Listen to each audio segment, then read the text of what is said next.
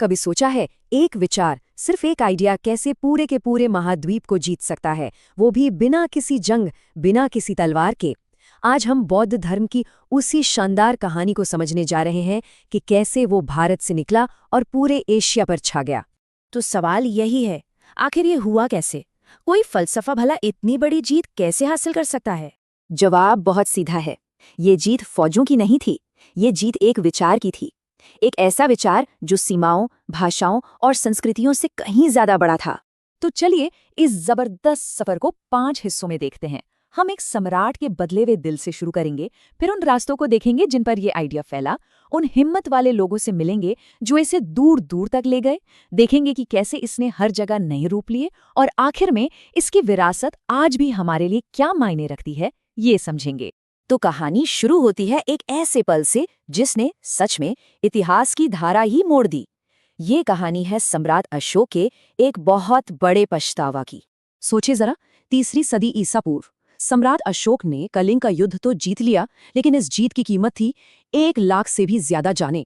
इस भयानक तबाही ने अशोक को अंदर तक हिलाकर रख दिया, और बस यहीं से सब कुछ बदलने वाला था। उस जंग के बाद अशोक ने हमेशा के लिए तलवार छोड़ दी और शांति का रास्ता अपना लिया। उन्होंने चट्टानों पर खुदवाया कि असली जीत हथियारों से नहीं बल्कि धम्म से होती है, यानी नेकी और इंसानियत से। तो ये धम्म था क्या? असल में ये कोई मजहब नहीं था, बल्कि जीने का एक तरीका था। इसका सार था, किसी को तकलीफ मत दो, सबसे प्यार करो और सहनशील बनो। जरा सोचिए, उस जमाने में एक सम्राट ये कह रहा था कि एक साम्राज्य ताकत से नहीं बल्कि प्यार और दया से भी चल सकता है। कितनी बड़ी बात थी ये। अशोक चाहते थे कि उनका ये संदेश हमेशा के लिए अमर हो जाए, इसलिए उन्होंने इसे पत्थर के बड़े बड़े खंभों और चट्टानों पर खुदवा दिया, और वो भी आम लोगों की भाषा में, ताकि हर कोई इसे पढ़ सके, समझ सके।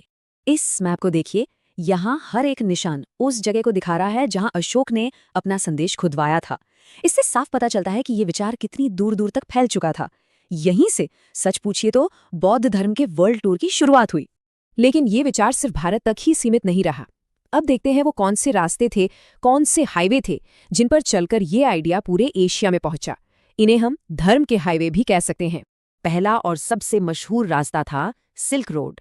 ये सिर्फ रेशम या मसालों का रास्ता नहीं था, ये तो बन गया था विचारों का सुपर हाईवे। व्यापारी और बौद्ध भिक्षु अपने साथ सिर्फ सामान नहीं बल्कि ज्ञान की पोथियां भी ले जाते थे, और इसी रास्ते से बौद्ध धर्म चीन तक पहुंच गया। और दूसरा बड़ा रास्ता था समंदर का। भारत के बंदरगाहों से बड़े बड़े जहाज़ों पर बैठकर ये विचार श्रीलंका पहुंचा, और फिर वहां से दक्षिण पूर्व एशिया के देशों तक। जमीन हो या पानी, इन विचारों को कोई रोक नहीं पाया। पर ये विचार कोई अपने आप तो नहीं फैले, है ना? इन्हें फैलाने का जिम्मा उठाया उन कमाल के लोगों ने जिन्होंने ज्ञान की तलाश में हजारों किलोमीटर के खतरनाक सफर तय किए। इनमें 3 नाम सबसे बड़े हैं, चीन के महान यात्री फाहियान, हुएनसांग और इत्सिंग। ये लोग कह सकते हैं कि उस जमाने के ह्यूमन इंटरनेट थे, जो ज्ञान को एक कोने से दूसरे कोने तक पहुंचा रहे थे। मजे की बात यह है कि इन तीनों का मकसद थोड़ा थोड़ा अलग था। फाहियान को मठों के नियम कानूनों के बारे में जानना था, हुएनसांग को बौद्ध धर्म के गहरे फलसफे को समझना था, और इत्सिंग ने मठों में भिक्षुओं की रोज की जिंदगी पर लिखा। इन तीनों की वजह से ही आज हम उस दौर के बारे में इतना कुछ जानते हैं।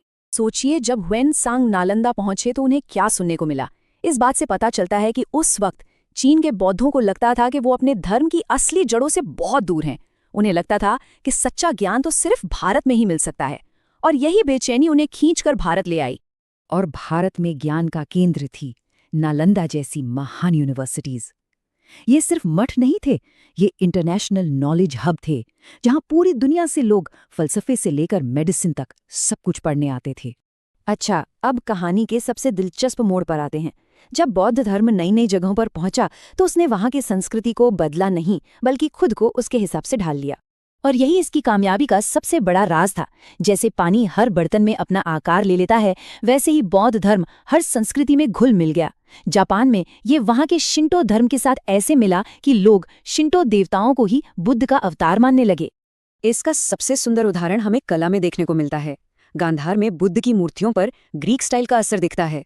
वहीं जापान में बुद्ध की विशाल और शांत मूर्तियां बनी, और फिर ज़ेन पेंटिंग्स में तो बुद्ध को स्याही के चंद स्ट्रोक्स में ही दिखा दिया गया। हर कला उस जगह की अपनी कहानी कहती है।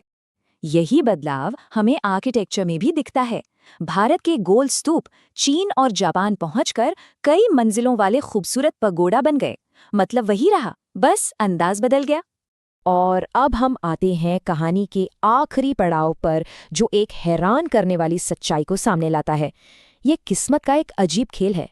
ये कितनी अजीब बात है ना कि जिस भारत में बौद्ध धर्म पैदा हुआ, वहीं से ये लगभग गायब हो गया। इसके कई कारण थे, कुछ अंदरूनी, कुछ बाहरी हमले। लेकिन जिन देशों में ये एक मेहमान बनकर गया था, वहाँ ये उस संस्कृति का एक अहम हिस्सा बन गया और आज भी जिंदा है। तो आखिर में ये कहानी हमें सिखाती क्या है? आज जब दुनिया नफरत और बंटवारे में उलझी हुई है, तो क्या हम इस एक विचार से कुछ सीख सकते हैं?